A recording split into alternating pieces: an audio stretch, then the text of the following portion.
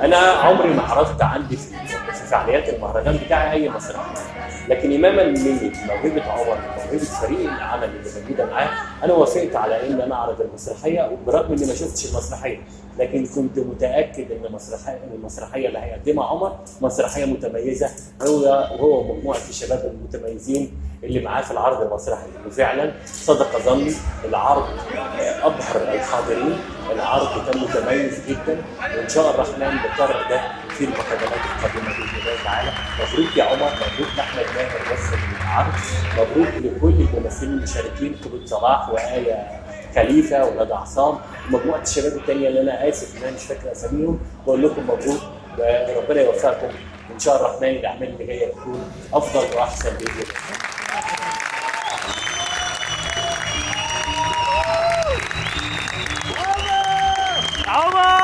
اولا انا بشكر استاذ عادل عمار جدا جدا جدا جدا. اول حاجه على عرض مسرحيه كلنا بنحبها. انا لما رحت له قلت له عندي فكره مسرحيه وعايز اعملها، قال لي تعالى اعرضها عندي من غير ما اقول له اي حاجه، ففضلي مكان مخصوص عشان ان انا اعرض المسرحيه دي.